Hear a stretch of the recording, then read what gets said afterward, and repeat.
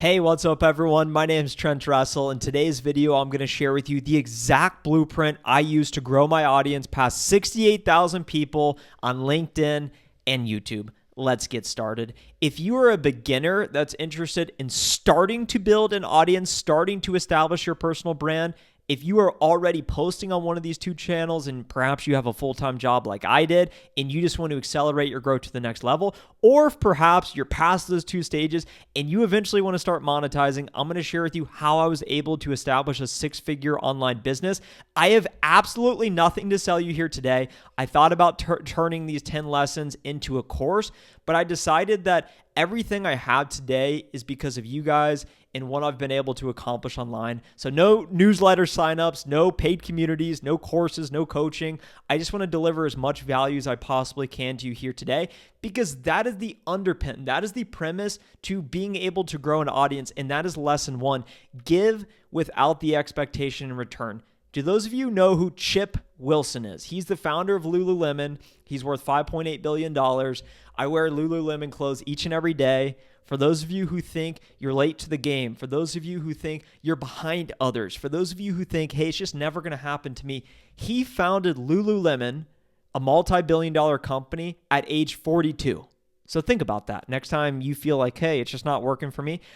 When he sold his initial company, which was a snowboarding company, in the late 1990s, he took an entire year in 1997 to read the top 100 business and self-development books. You and I don't have the time to do that. You and I may not have the attention span or the desire to do that.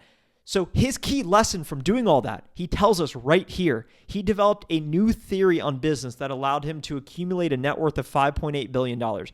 Give without the expectation of return. And it's as simple as that. If you want to start posting, you give valuable content. Alex Hormozi, he's incredibly popular across all social channels. I'm sure many of you who like my stuff also resonate with his mindset. His key premise that really resonates with me is make your free stuff better than their paid stuff. There's people that I'm aware of that offer branding paid cohorts. There's people that I'm aware of on this platform that offer paid courses. So I thought to myself, can I put something together today, operate with speed, that is better than their paid stuff? And that's what I'm attempting to do in today's video, teaching you how to grow an audience. So think about, what do you know? What people do you follow that you can then start to make content for without the intention of trying to make money? That is how you start to grow. It's really as simple as that. So that's exactly what I did. I was working in sales. I was about a year in. I had mastered my craft of top of funnel outbound prospecting as a sales development rep. And I had the insight after speaking with Noah Kagan, who is also a massive creator. He has a business, and he said, Trent, why are you talking about whatever nonsense? I was making personal finance videos. Talk exclusively about sales, because that's what you do. And once I started talking about sales, that's when I started to gain traction. This is a screenshot of my growth that I've tracked here. A few lessons from this, and this is probably the most important insight in the entire presentation. In May of 2020, I think that's what it was, I was pretty lonely. I was working from home. I wasn't allowed to leave my house like all of you. So I decided, if I don't start this YouTube channel now, it's never going to happen. I had 100 subscribers at the time. I had 16 published videos. So I just started publishing videos knowing I'm going to have to make 50 to 100, probably get no traction, and that's what it's going to take. I'm just going to have to keep giving. I'm going to have to keep giving. So you can see here, 7 months later, I had 500 subscribers, 94 published videos, 80 plus videos between that time period. You can see, fast forward to February of 2021, 134 published videos, 700 subscribers. So you can see it took me 120 published videos to grow by 600 subscribers. It took me 172 videos to reach 1,000 subscribers. Almost one entire year to reach 1,000 subscribers. I did not make a single dollar. Meanwhile, I spent hundreds of hours making videos, hundreds of hours. And then you can see, fast forward to the time we started to monetize the YouTube channel, and you make money by posting without selling anything through AdSense. All of a sudden, I'm making $700 a month about a year and a half into it. 4,000 subscribers. You can see $40 a day. Fast forward 2 full years later. This is the insight. I posted sales training videos on YouTube without trying to sell anything before in May of 2022, literally 2 years later on the dot from when I started, I built a cold calling course and I built a website all on my own that I started to monetize, and I've made tens of thousands of dollars from that course. Probably could make a lot more. I don't really push that aggressively, but the key insight is you give without the expectation of anything in return for a long enough period of time where you've built so much goodwill, so much expertise, so much trust that when you put something together, especially an information product, people say, no brainer, I support this person, they've helped me, I'm going to buy it. And that is the most important lesson in the entire presentation, but we have 9 more for you here today. Lesson number 2 is consume versus create. The majority of you are probably looking to start creating content, but you're stuck in this consuming loop. I made this, by the way, on Canva. I'm pretty crafty. But I thought about this. I thought your attention is the most important thing you have. You may have free time. Everyone knows time. You can't get that back. Okay? In your time value of your attention is everything. So if you are using your attention on social media, it's basically like putting wood in a wood chipper. What do you get from consuming social media? Non-educational content. Stuff like this, great use of your time. The majority of the entertainment value content you watch, what do you have afterwards? You're left feeling worse than before you started watching it. And that's why I think it's like dust. If you put wood in a wood chipper, what do you get? You get dust. You get little chips of wood. And that is what you get using social media, not to then try and add value and actually create. So if you consume content on social media, the majority of the time spent, you could probably limit it to 15 minutes a day and get what you need to get, actionable insights to perform better, do whatever you got to do to feel better. But it's a massive waste of your time. People that have more than 4 hours of screen time and they're not creating any content, you are wasting your life and limiting your potential. That is a fact. Meanwhile, if you are creating content, you have the same amount of attention as the person that's consuming content, but rather than wasting all of your content by your attention by putting it in the wood chipper, you are using social media as a tool. You're using it strategically to add value to others so that you can build distribution.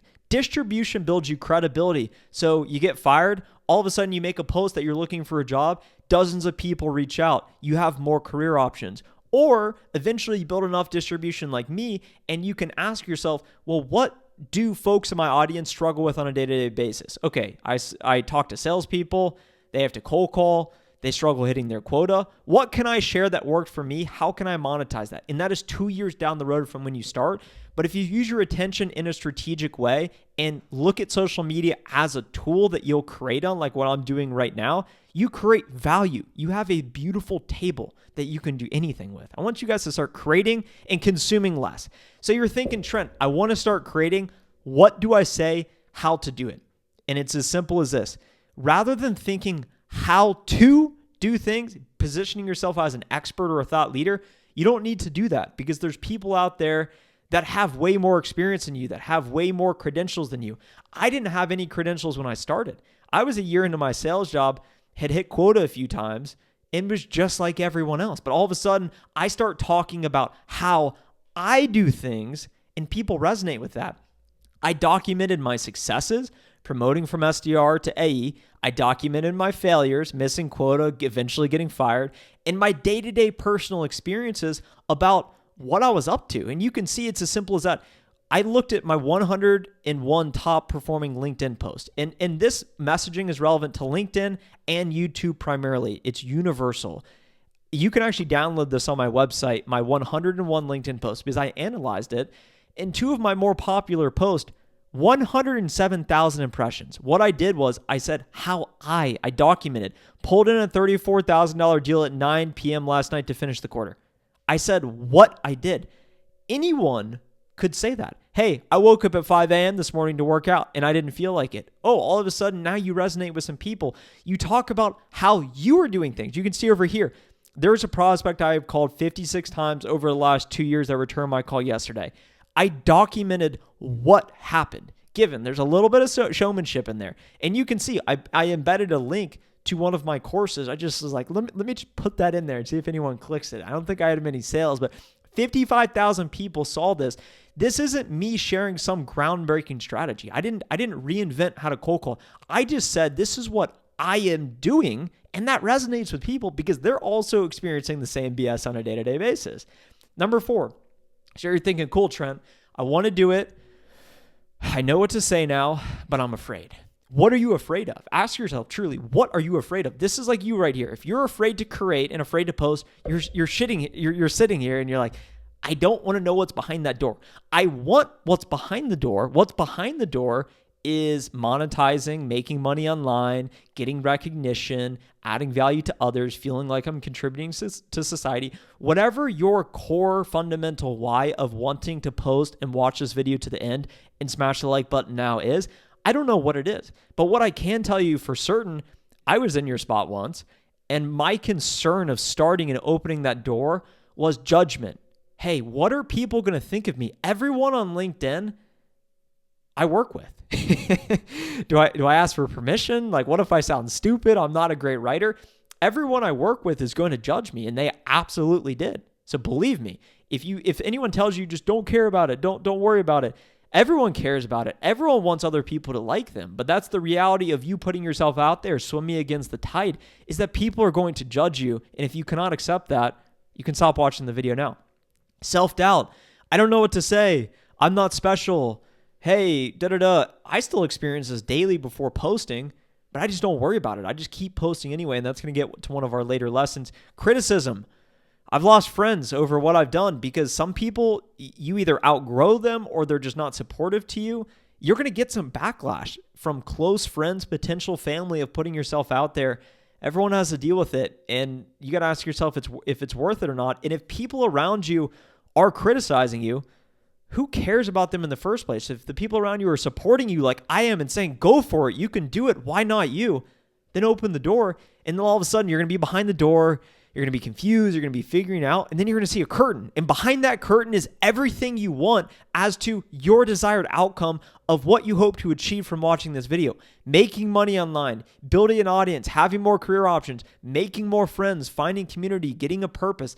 All things I have experienced at times as a result of creating content. Number 5, ask yourself, what is your preferred style of communication? And by the way, I made all these graphics myself, so let me know down below how you like them. So are you a great writer, or do you want to more so remain anonymous? I've seen a trend of this, is you have this anon, this pseudonym, and you just do written-based communication.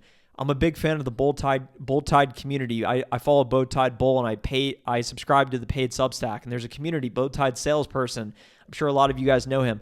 They're on X, aka Twitter, as these fake online people, but they're not doing it to trash talk others. They're doing it to focus and communicate in an anonymous way and how they like to do it.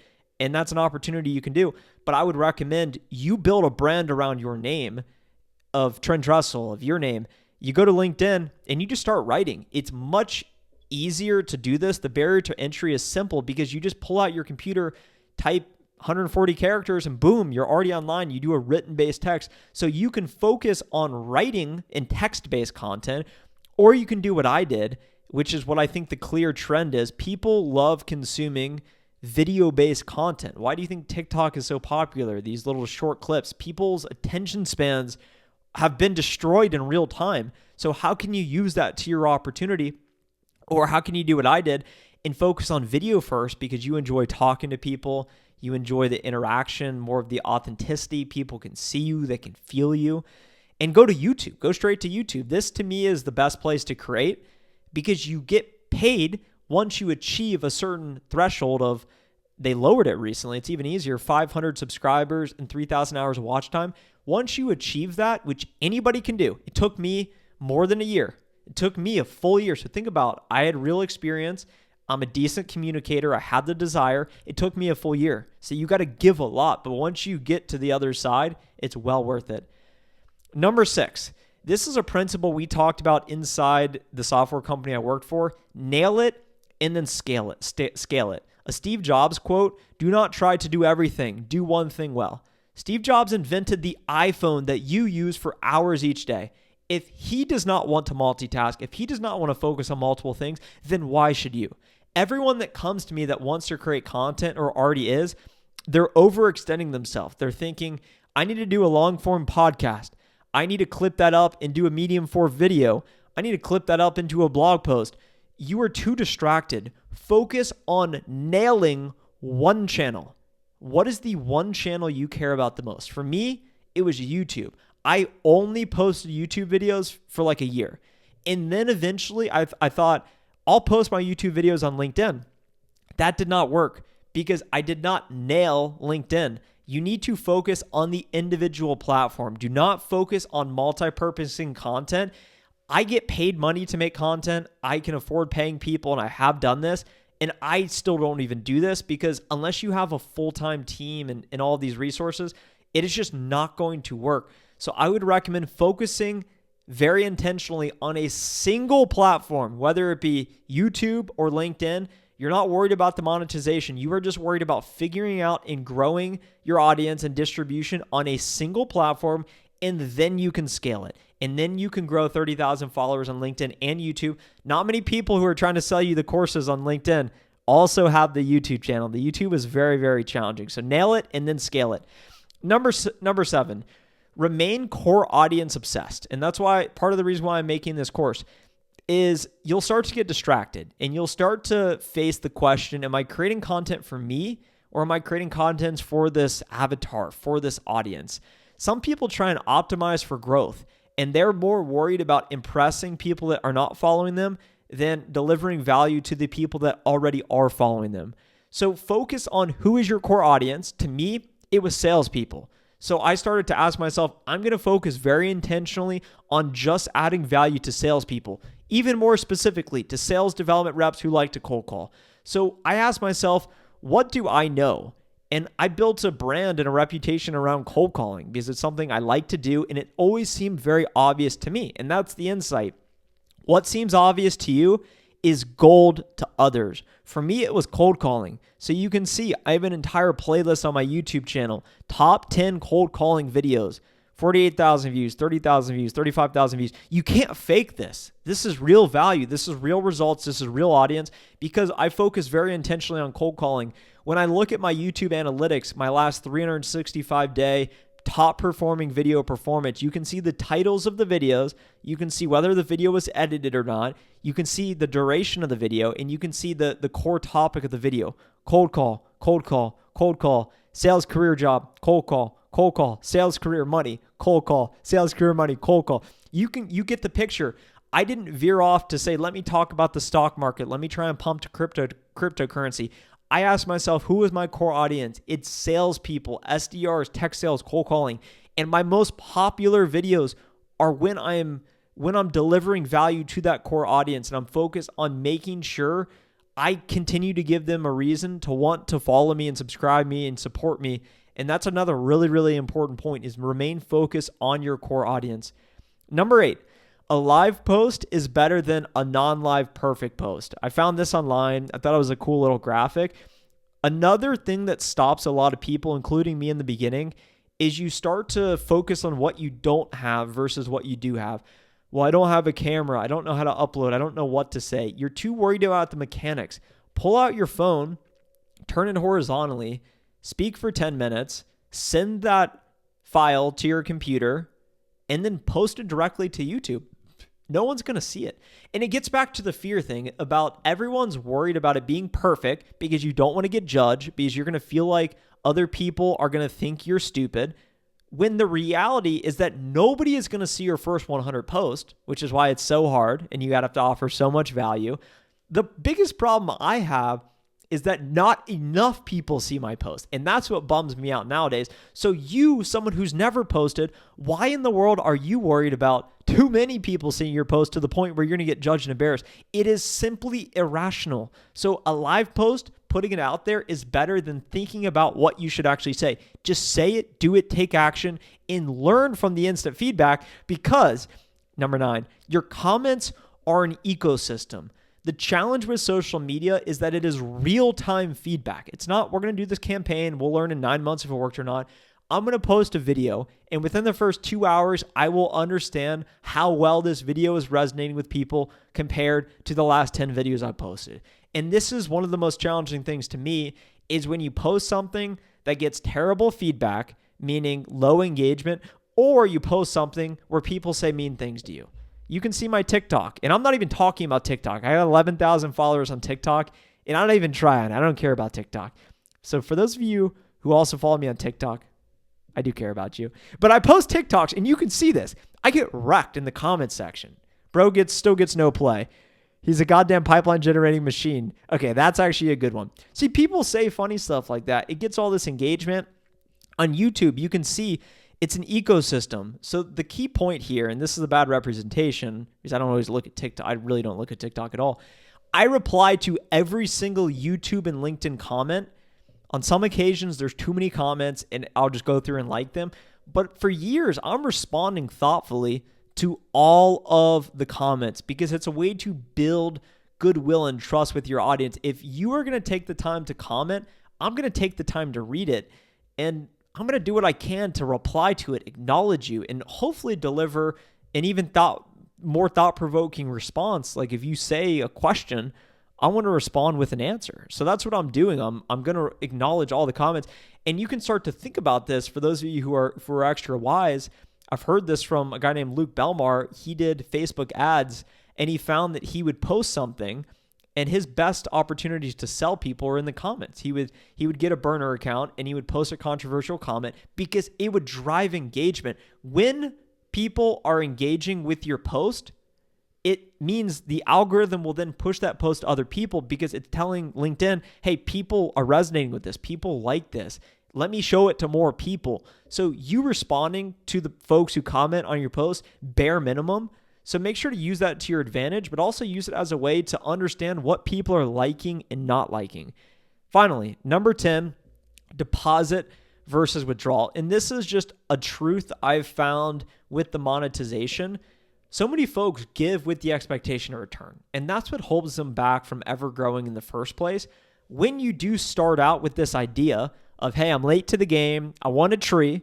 The best time to plant this tree was 20 years ago. The next best time is today. I got to start today. I got to plant the seed. I got to start delivering value. I got to learn from the comments, understand who my core audience is, remain obsessed with them, continue to get better in how I communicate, add value.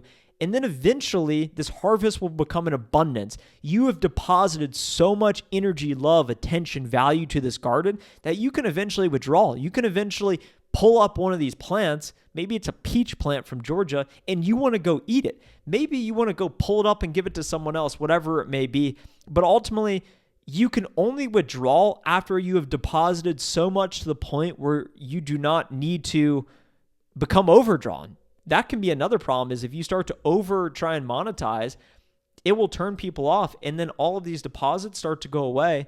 And then you're left with nothing in the first place. So just think about this as a ratio, is let me give. I've delivered so much value. Now I have the opportunity to see if I can withdraw, to see if I can take some money in exchange for this additional access to me, this course, this product, this information, whatever. And that's the game, guys. Those are the 10 tips. Nothing to sell you here today. The 10 lessons from growing my audience to 68,000 audience. And when I say audience, I mean followers. It's just a more polite way to say it. I really appreciate you for supporting me to this point. If you found value in today's video, hit the like button below. Talk to you in the next video. Bye.